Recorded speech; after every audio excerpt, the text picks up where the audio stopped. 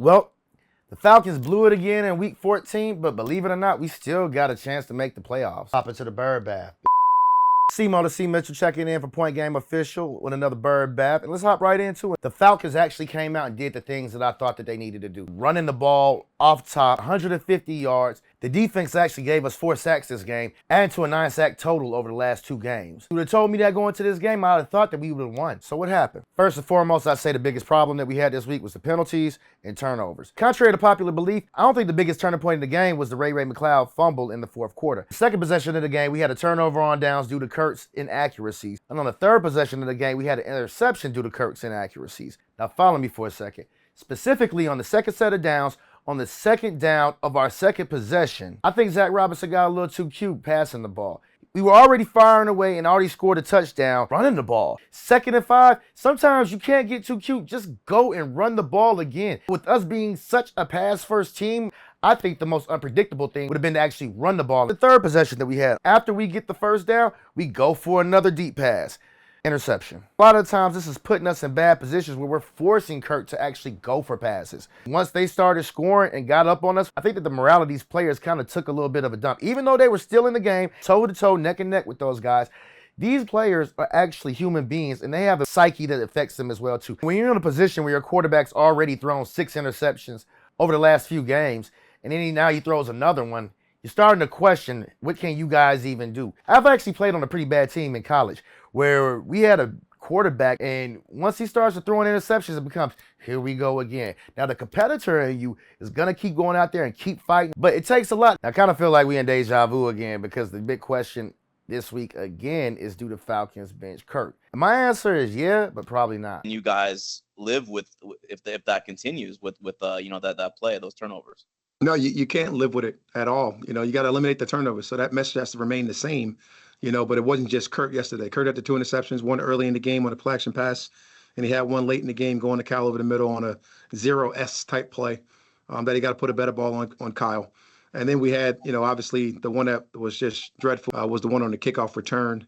And basically we had a fourth with the giving him the ball back on the penalty that we got on the field goal block team. Basically giving them the short field and 2 opportunities to go out there and score touchdowns that we could have taken away. When we really dissect it, Rob really believes in all the players that they have on this team. And I think that behind the scenes, I'm just guessing, he probably is worried about losing the locker room. It seems as though some of the players still believe in Kirk Cousins as a quarterback, even though it's kind of demoralizing and it's probably a little bit frustrating with him having some of the mistakes that he's had. They say this NFL thing is a brotherhood. I feel like a lot of other players on the team right now are also taking accountability. And when you look at what Ra is saying, there's enough mistakes going on with everybody that it's tough to even evaluate and say, let's just point it all at Kirk. Us as fans, the emotional reaction is, yeah, Kirk is messing up. And true indeed, Kirk is messing up. He throws that second interception. If he throws that ball a little bit more infield, we actually score. If we win the next 4 games, we definitely have a chance to still make the playoffs. The problem with not benching Kirk, though, is that Zach Robinson doesn't seem as though he's going to go and play more to the team's strengths. He seems like he's hell-bent on actually running the system that he likes to run. Featuring Kirk to be throwing just a tad more than they are running the ball, when we really need to be running the offense through our running back. 2 out of 4 downs, we need to be actually running the ball, leading with the run, relying on Kirk to just make some key throws here and there. It doesn't seem like we're going to put Kirk in a position to make him more of a game manager. We're just getting really pass happy, and I think that's going to be kind of detrimental to us. I say that Ra's job is probably also not in jeopardy as well, and that's why we're probably not going to see an urgency to bring in Penix at this point in time. Although, again, I do think that we should probably go with Penix. It sounds cliche, but I don't think they're going to play Penix because they don't want to put a lot of pressure on him. And if we miss the playoffs, that'd be kind of a deterrent to his confidence. Because at the end of the day, the fans are going to talk smack if we miss the playoffs, whether it's Penix or whether it's Kirk in there. And what you don't want them doing is saying, oh, see, we shouldn't have drafted Penix because we got 2 bum quarterbacks. We actually have a couple of teams lose, we can actually make the playoffs. There's a stat that a reporter repeated to Rob. Dead last in the league in opponent completion percentage allowed at 72% of the season. Is there a way or anything you can do to minimize the team completing nearly better, almost 80% of the passes against you? 100%. You got to play tighter coverage, and which we did yesterday. And we gave up a couple long shots. The week before, the week prior, we actually did it in the second half, was able to do that. And limit some people, but you got to go out there and be consistent with that every single week. And then I think Will mentioned it, but it was about getting turnovers, right? You got to get the ball back off of these guys. You got to be able to limit that stuff and limit drives. The Vikings came out and they definitely got a lot of yards on us. And, you know, you got to take your hats off to that team because those are two of the best receivers in the league, if not the two best receivers on one team. Jordan Addison, Justin Jefferson are a handful for any team.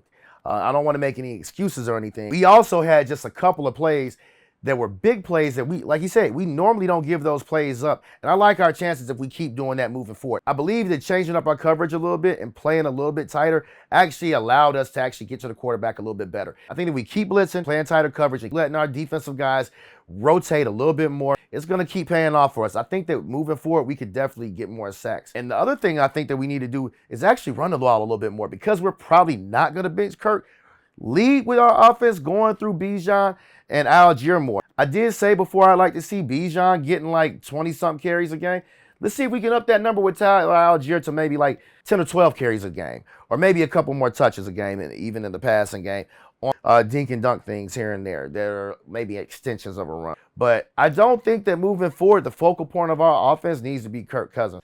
It just looks like he's deteriorating right before our eyes. That's our show for today. I appreciate you guys tuning in. If you're loving what we're doing over here at Point Game Official, like and subscribe. It's greatly appreciated, a small thing for us. Stay tuned for our next follow-up show as well, where we're going to dissect what we need to do moving forward to win this game coming up this week, as well as a few things that I see us moving forward on in the future. C-Mo, the C. Mitchell, Point Game Official, Bird Bath, Week 15, checking out. Peace.